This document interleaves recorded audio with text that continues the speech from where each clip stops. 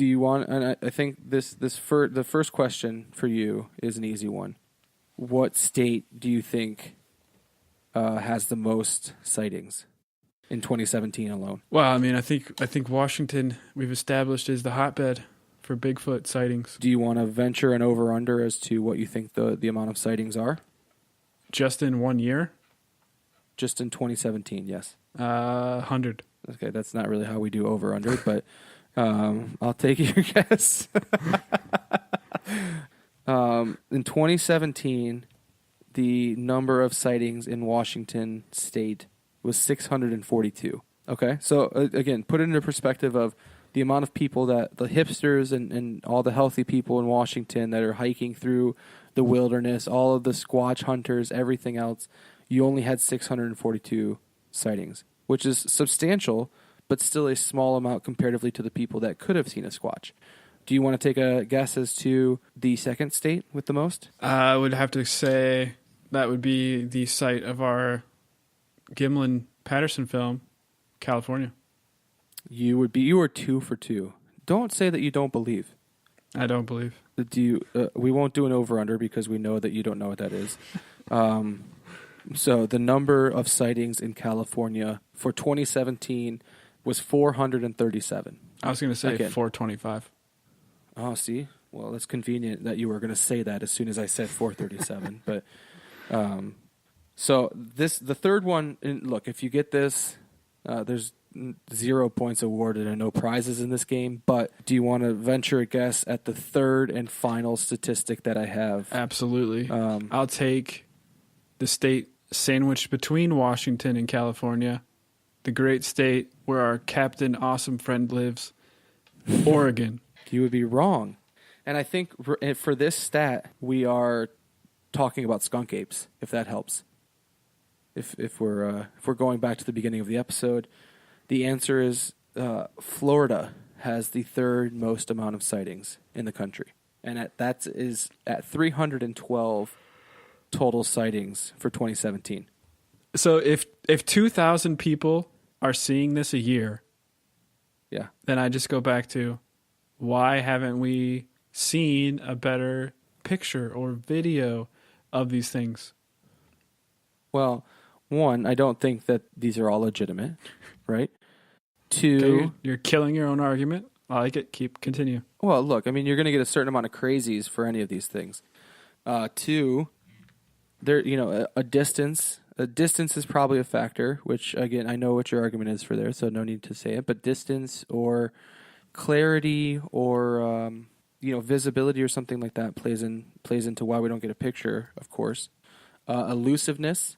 Even if you're face to face with a Squatch, as you said, they tend to run away. So I think by the time you were able to process what the fuck was going on, when there's a 15-foot Squatch with a baby arm donger staring you right in the face, you're going to probably panic and not really realize what you're able to do and take a picture and blah, blah, blah. Unless you run into the rock Squatch. Then he's not going to run away.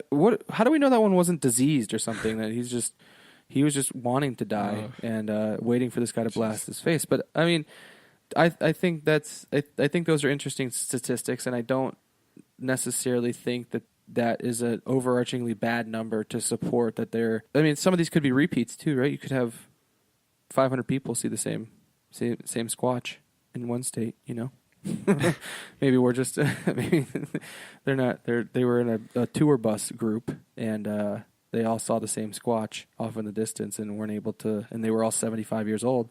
They didn't have iPhones. Do you want to?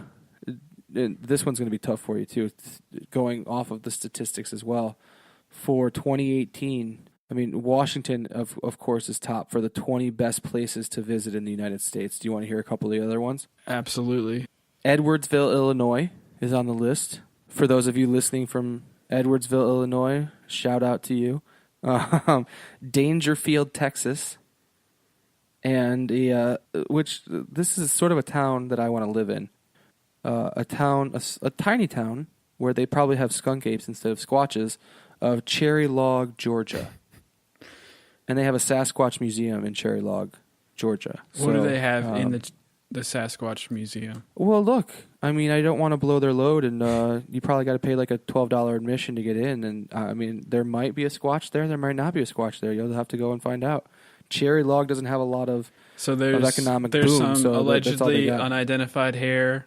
There's some footprints, I'm sure. A footprint in mud, dried mud. Yeah. Just the Gimlin film on loop. Yeah. That sounds about right. It's like the Holocaust Museum for Sasquatch. It sounds pretty exciting.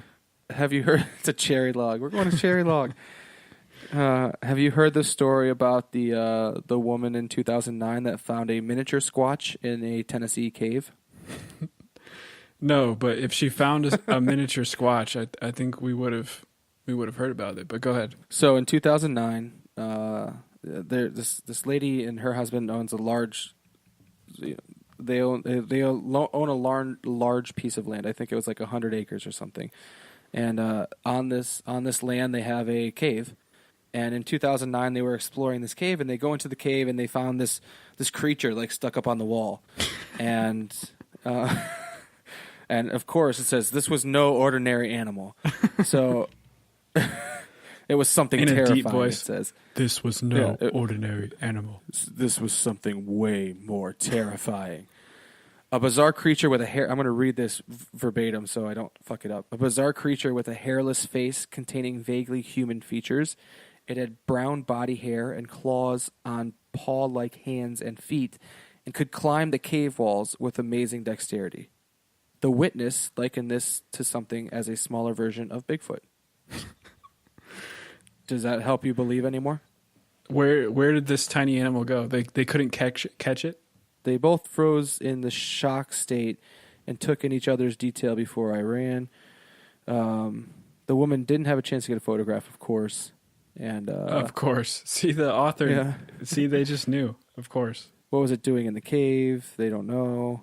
And then that's where it ends. It's a cliffhanger. I don't know what happened to it, but that's what she found in the cave.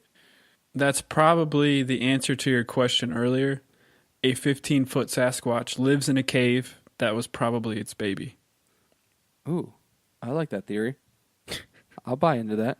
I mean, look, there's no way. I can't explain to you, Pasta, why we have not found a Sasquatch yet.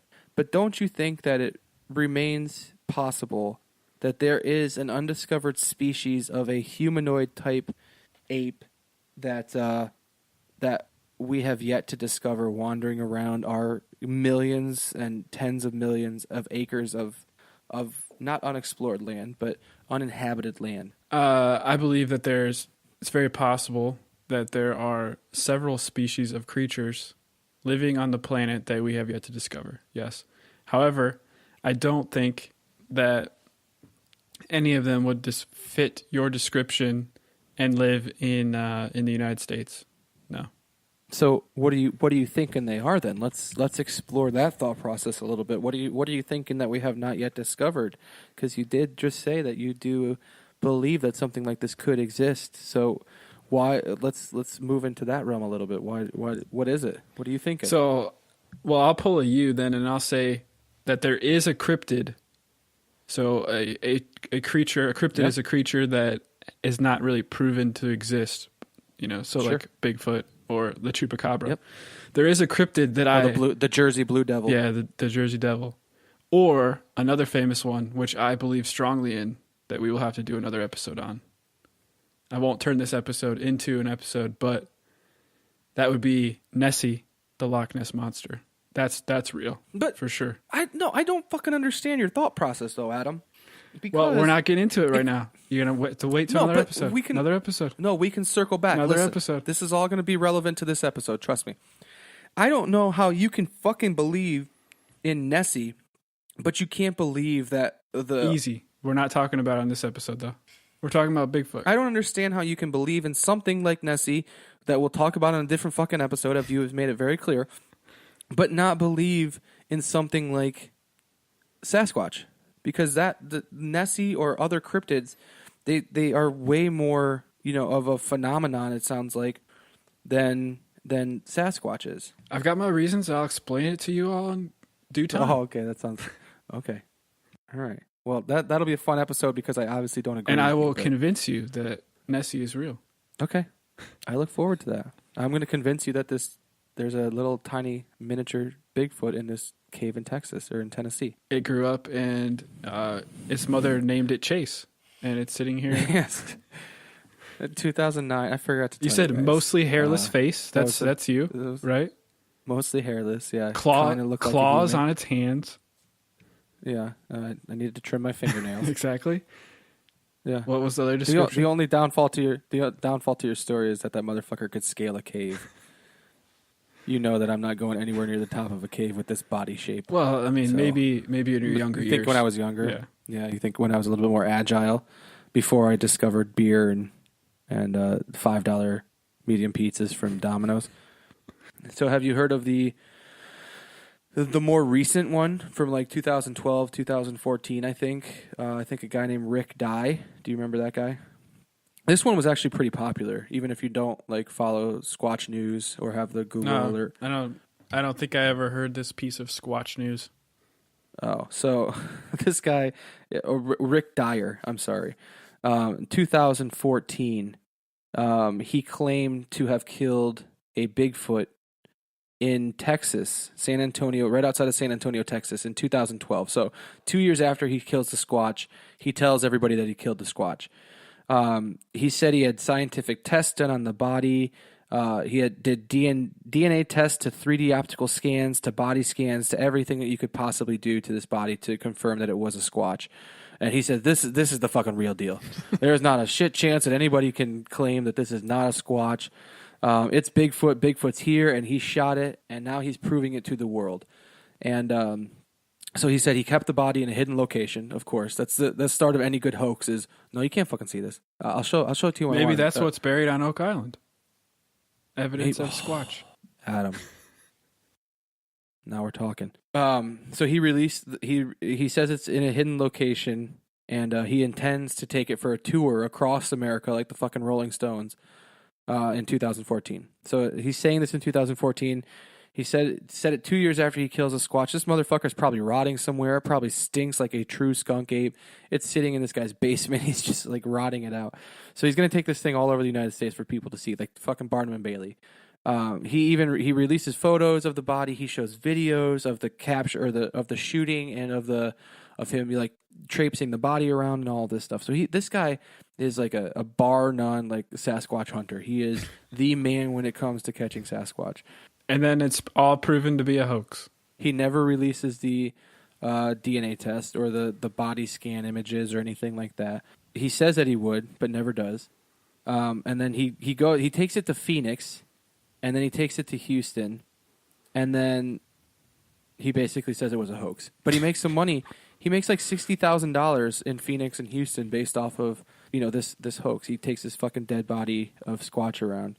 But I mean, it was a huge story. I remember seeing this guy on the news, and like he went as far as to like you could open up a cooler and like the head was frozen and like you could see the hair and like the hollowed out skull and everything. Like this guy, I remember. Maybe this is Mandela effect. I like how all of our episodes tie back to each other. But yeah, we're just building a nice little maybe little history here. It's a big story, but maybe it's Mandela effect. But I do remember seeing this guy on the news. And talking about the hoax after the fact, but I just thought that's not a out of the ordinary story either. There's just so many Bigfoot hoaxes that even if these things were real, that we're not even giving them a shot to prove the validity or the realism. Yeah.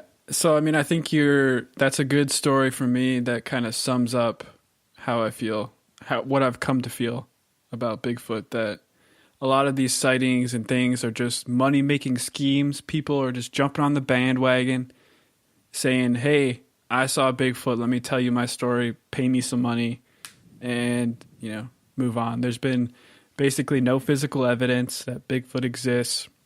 I just think that we're talking about several hundred to several thousands of these things living out in the wilderness. With our technology, it just seems unlikely that someone hasn't obtained more concrete evidence that these things exist. Unless you're telling me that these are some sort of like magical creatures that can teleport or become invisible or some other kind of crazy thing, which you didn't tell me, but But yeah, I mean, that's for me. That's a good story that kind of summarizes why